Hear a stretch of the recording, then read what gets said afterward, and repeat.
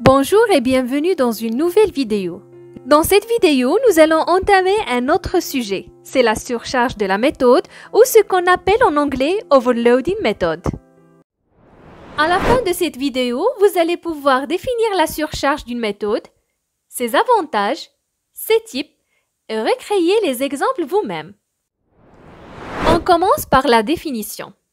Si une classe a plusieurs méthodes portant le même nom, mais dont les paramètres sont différents, elle est connue sous le nom de surcharge de méthode.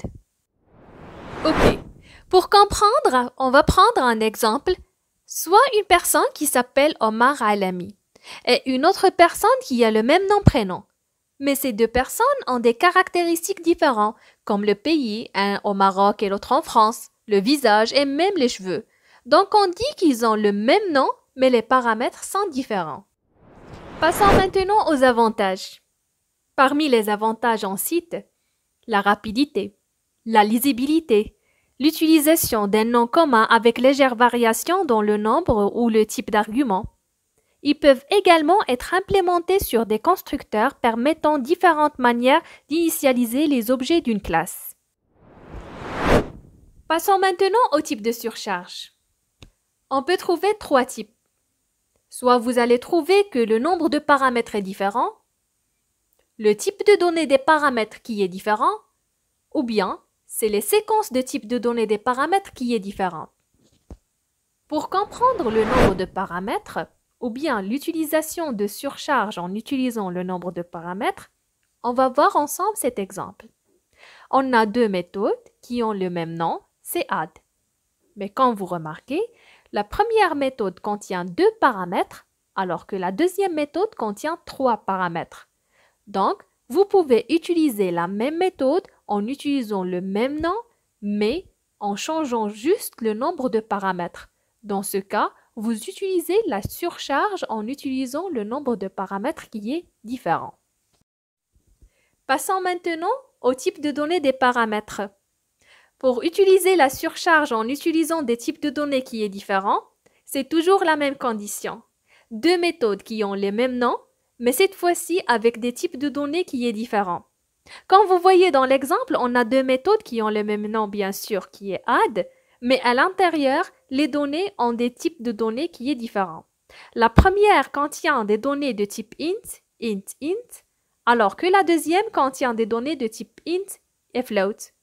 Donc, il suffit de changer le type de paramètres dans vos méthodes pour dire que vous utilisez la surcharge de méthode en utilisant les types de données de paramètres différentes. Le troisième type, séquence de types de données des paramètres différentes. Pour comprendre, voyons ensemble cet exemple. Deux méthodes qui ont le même nom, les mêmes types de paramètres, mais la différence, c'est l'emplacement de ces paramètres. C'est-à-dire, int float dans la première méthode, et c'est l'inverse dans la deuxième méthode, float int.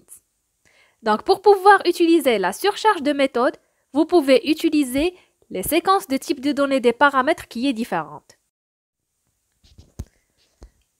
Pour mieux comprendre tout ce qu'on a vu, on va voir ensemble un exemple.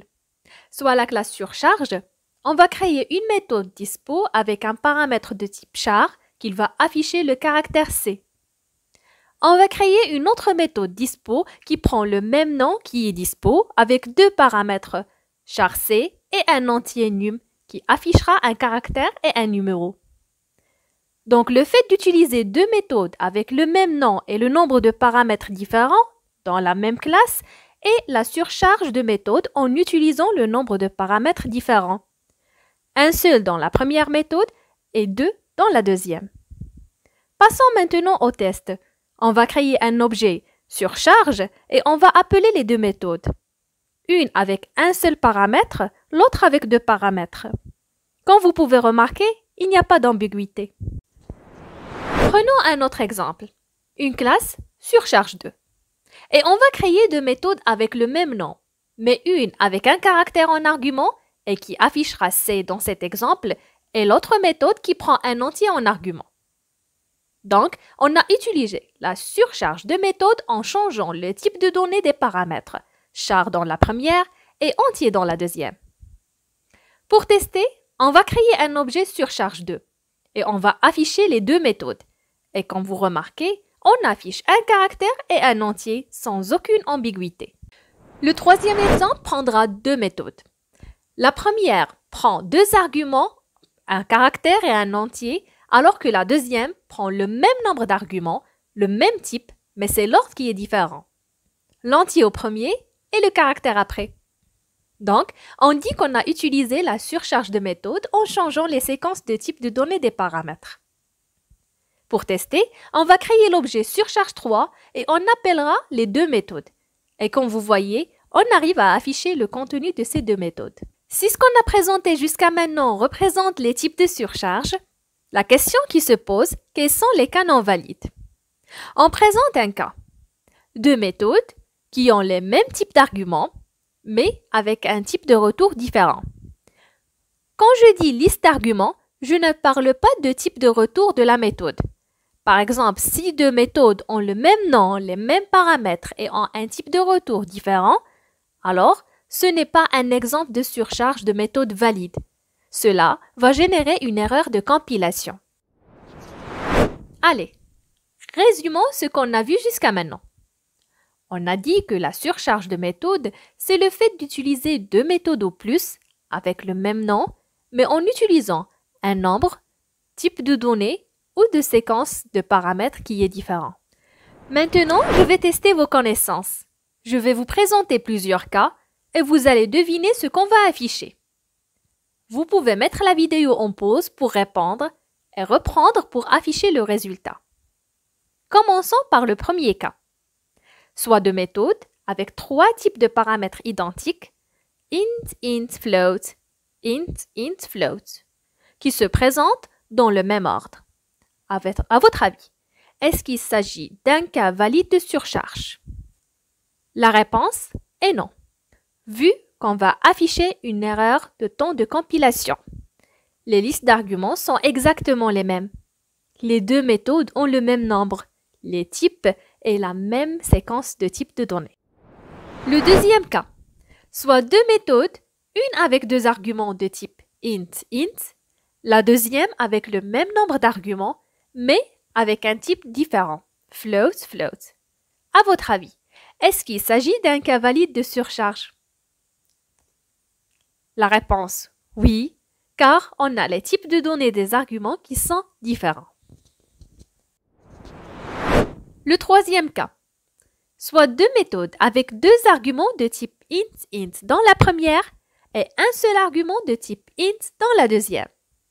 À votre avis, est-ce qu'il s'agit d'un cas valide de surcharge? La réponse, parfaitement bien. Cas valide de surcharge. Ici, le nombre d'arguments est différent.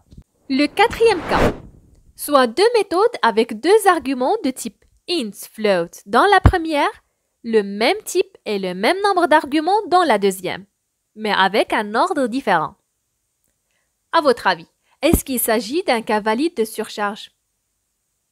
La réponse, oui, car la séquence des types de données des paramètres est différente.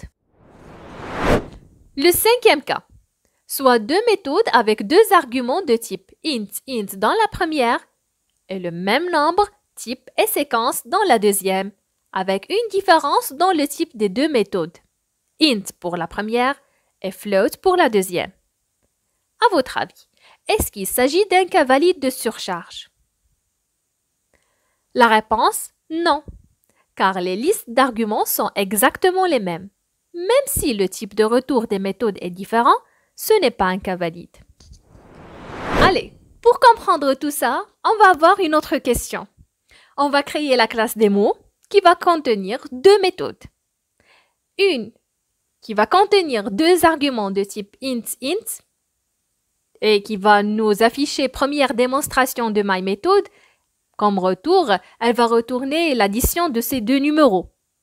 Une autre méthode qui a le même nom, le même type d'argument, c'est-à-dire int, int, mais cette fois-ci, elle va afficher deuxième démonstration de myMethod et elle va nous faire retourner la soustraction de ces deux numéros, var1 et var2.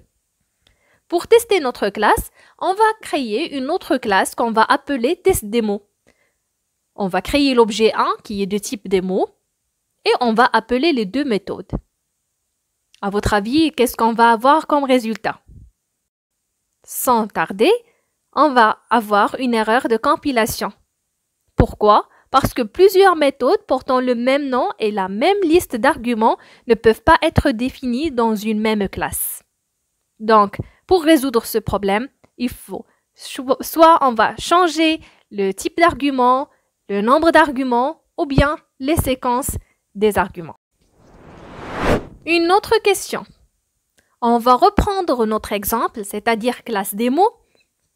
On va avoir les deux méthodes, même type d'argument, même nombre, même séquence, mais la différence cette fois-ci, c'est dans le type de retour des deux méthodes. La première, elle est de type double, double my method, et la deuxième, elle est de type int, int my method. Donc on a laissé le même code, juste on a changé le type de retour. On va appeler l'objet 1 pour appeler les méthodes, my method, la première méthode et la deuxième méthode. Qu'est-ce qu'on va avoir comme résultat? Ben voilà, on va avoir une autre erreur de compilation. Pourquoi? Parce que plus d'une méthode avec le même nom, la même liste d'arguments ne peut pas être donnée dans une classe, même si leur type de retour est différent. Donc, pour résoudre ce problème, il faut, encore une fois, soit changer le nombre d'arguments, type d'arguments ou bien les séquences d'arguments. Voilà, on arrive à la fin de cette vidéo. Vous avez un travail à faire, c'est de revoir le cours, compiler tous les exemples qu'on a vus aujourd'hui sous Eclipse pour voir est-ce que vous avez compris, est-ce que vous allez avoir des erreurs, faire la série de TP sur charge de méthode et répondre sur l'évaluation en ligne. Je vais laisser les liens pour les TP et pour l'évaluation en ligne dans la barre d'infos. Et je vais vous voir dans une autre vidéo.